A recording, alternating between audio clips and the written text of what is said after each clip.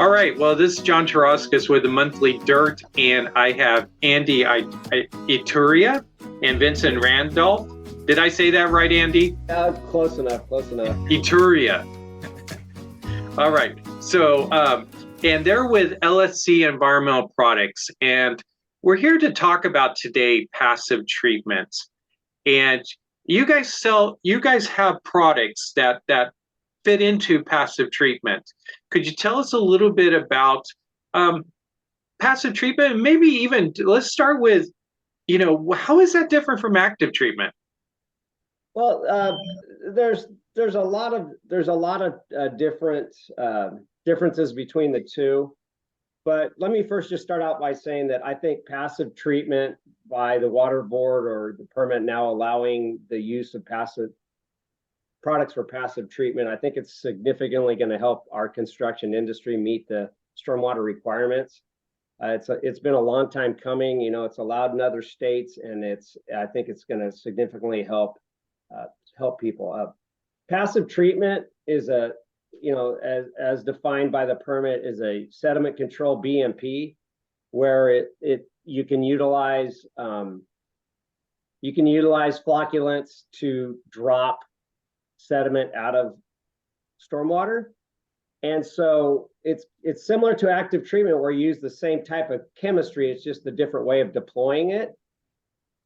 So typically with active treatment systems, you inject some type of chemistry into stormwater. You put it through different baffle systems, mixing systems, and then you allow it to flock out, and then it goes through a final polishing manner, and goes through filtration, and it exits out into the downstream watershed. Where a passive treatment system is, you utilize same type of chemistries, maybe in different forms, and you might put it inside of drainage ditches or swales that are leading to detention ponds or biofilters, these kind of things, whereas the water flows through or by a passive treatment BMP, it attaches itself, or it touches the chemistry via maybe in a flock roll or tab, and the chemistry that therefore now mixes with the stormwater. It goes into a detention pond or somewhere where it has a residence time, to where the flocculants can now start to work and drop out sediment from the stormwater, as opposed to an active treatment system, which is kind of a system. So while they both use the same chemistry, the active treatment system, they have to use computerized system, pumps, filters, real-time controls to monitor it. That's one difference. The second difference is that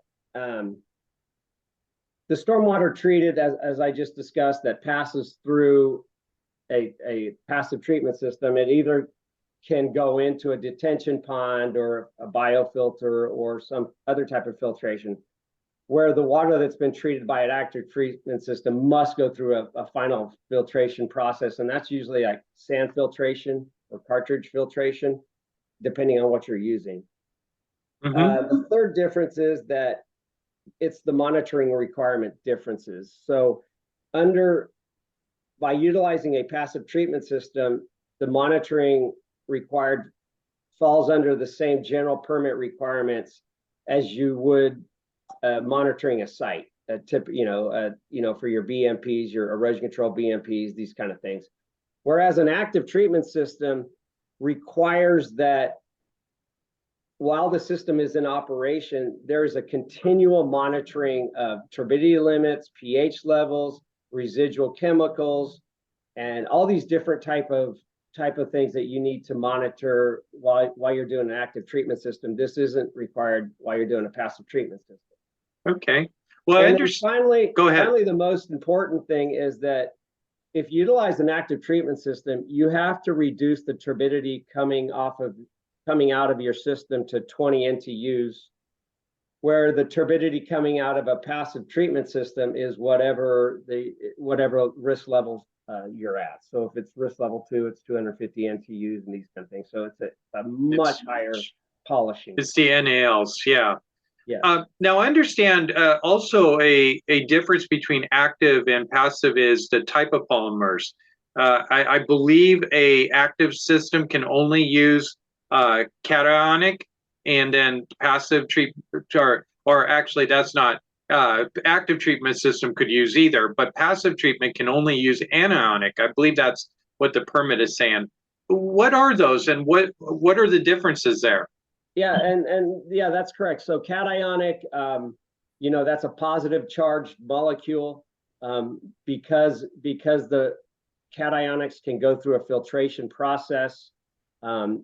That's why they're allowed in active treatment, where if you were to use it in a passive treatment, the cationic charge has a negative effect on fish and other biotic animals.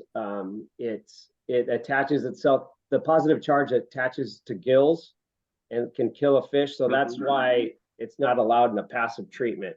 So in passive treatment, you use anionic polymers. Okay, and could you explain a little bit about the chemistry of how that works? Because I've always had the understanding that the small clay particles tend to have a negative charge, and that's why you want to introduce a positive charge.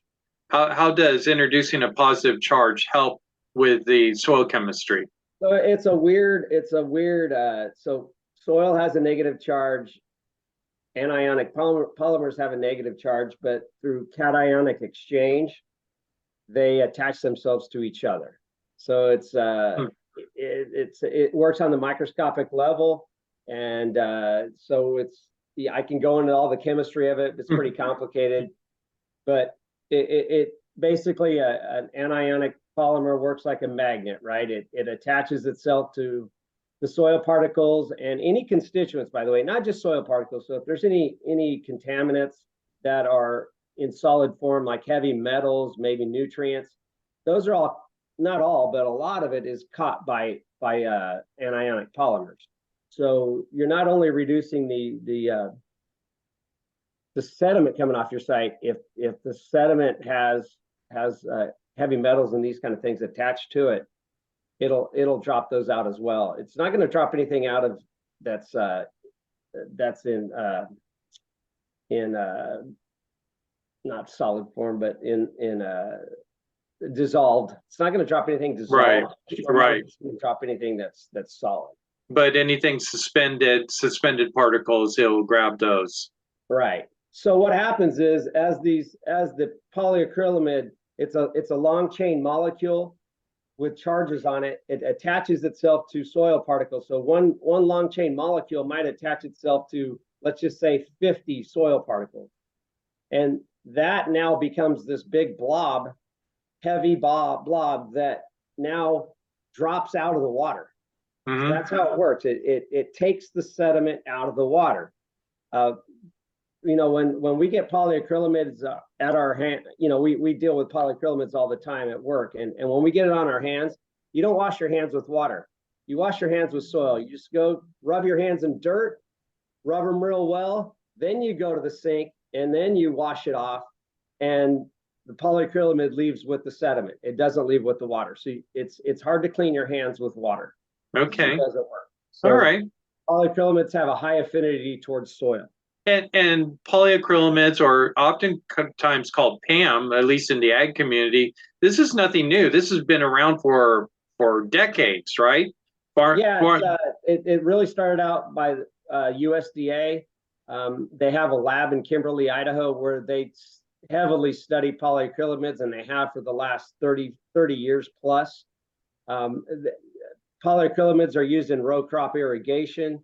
They're used in treatment of stormwater. They're used in treatment of drinking water. There's a lot of uses of polyacrylamide just outside of, not just in the construction industry. Okay. Hey, Vincent, could you tell us a little bit about the products that LSC has that construction sites might utilize, especially those in the area of passive treatment? Yes, definitely. So we do have our EarthGuard soil stabilizer. Do want to clarify that that's included in the new construction general permit as a stormwater BMP, and not in the passive treatment sector. But our EarthGuard liquid, that's definitely what's sold the most here in California, our most used product. And it comes in these 5-gallon buckets, very easy to store on site. You can actually apply it directly out of a water truck. So it's about 1 gallon of EarthGuard to 800 to 1,000 gallons of water. You can put it down right before a rain event comes through. It's activated by the water, and there's no cure time. So if you have, if you have rain coming in an hour and it's kind of unexpected, you can put that EarthGuard down out of your water truck and apply it that way. If you have rain coming on Sunday and you're leaving the site, put it down in the afternoon on Friday and come back on Monday and your site's, well within compliance. And that's considered an erosion control, right? Is that what you said? BMP, correct. Okay. Yeah, so the stormwater permit took out the new permit where soil stabilizers were considered passive treatment. If you look now at the definition, they've moved that into an erosion control BMP, called a spray tackifier, if you will, if you look at the new permit. Okay. And so passive treatment is treating stormwater once it has sediment in it. Our EarthGuard product is a soil stabilizer, so it's providing erosion control. So the Regional Water Quality Board always tells us, hey, you want to do effective combination of erosion control and sediment control. So an erosion control would be our EarthGuard fiber matrix products, bonded fiber matrix, these kind of things that stabilize soil, prevent the movement of sediment. And then passive treatment would be a sediment control BMP using what we have like our earthbound flock tabs and rolls to add polymer as a polisher. Okay. Sediment control. So it could be used, so your products could be used either way. So tell me a little bit about these flock tabs, Vincent. How would you actually use those on a job site? Yeah, so we have the two different products. We have the flock tabs, which are much smaller, and then the flock rolls. And what you do is you stake them in, in your channelized flow areas as close to earth moving as you can get. So you'll want to put it in these areas where you have this high channelized flow, and you stake it in, and it's netted in. As that water flows through and comes into contact with the flocculant, it will drop all the sediment out, all the fine sediment. And so that's something that's going to be moved into passive treatment here moving forward, and something that we think will be, really important on construction sites here in California with the new construction general permit. Okay. All right. And so it's a new tool that contractors will be able to use to be able to reduce sediment in their discharges. Mm-hmm. And there's something that's already, used currently on industrial sites. It's making the move over to construction sites, and something that, we've worked with in the past, but not necessarily been able to deploy on these sites. So we're really excited about it moving forward. Great. Now, the permit requires that training be given to someone who's specifying this, who's utilizing this, who's installing it. Is that something that your company could give to someone who's using your products? Yeah, absolutely. I think if you guys have worked with LSC and Terra Novo before, we are very hands-on company. We really take pride in our products, and so we spend a lot of time on the road. We spend a lot of time with our customers, and we do a lot of presentations. We spend a lot of time with engineers, applicators, agencies, and so the same type of service is going to be provided for the passive treatment system. Okay, so if someone is thinking about trying this on their job site, they haven't done it, like we said, this is kind of new to at least California. The construction industry. What would you recommend they do first? Go ahead, Vincent. Okay.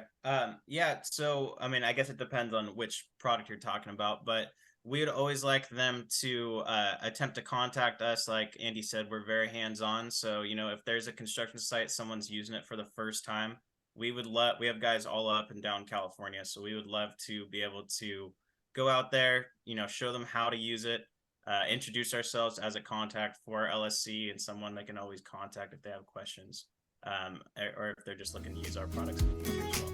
Okay, and we're going to show on the screen your contact information. So if someone is interested in one of these products or this technology, they can contact you, and we'll show your information here at the end. All right, well, Andy, Vincent, thank you for being a part of this today and sharing some information about this. And if any of our readers have questions about it, they can feel free to give you a call or shoot you an email. All right, so thank you very much. Thank you. For having us. Have a good day.